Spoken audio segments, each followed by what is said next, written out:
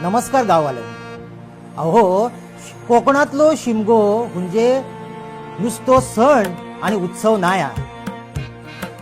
तो शिमगो म्हणजे ती लोककला असा, संस्कृती हा आणि श्रद्धेचो खरो भाव असा. आणि ह्यो जपण्यासाठी चाकरमानी आपल्या गावाकडे येतं आणि खऱ्या अर्थान ते गाव वाटा असं, ते पाय वाटा असं ते ताजे जातं ते केवळ शिमग्यासाठी. संपूर्ण महाराष्ट्रात ह्या शिमग्याचं रूप खूप मोठा असा.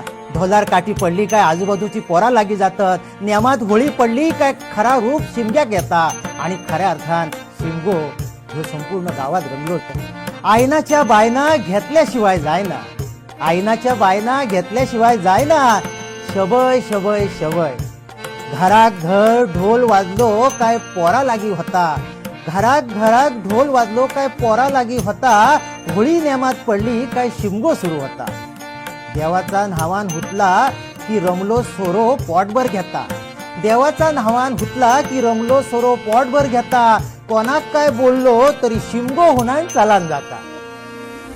पकल्याक नेसवून कापाड राधा हुनान बरो नाचता, पकल्याक नेसवून कापाड राधा हुनान बरो नाचता.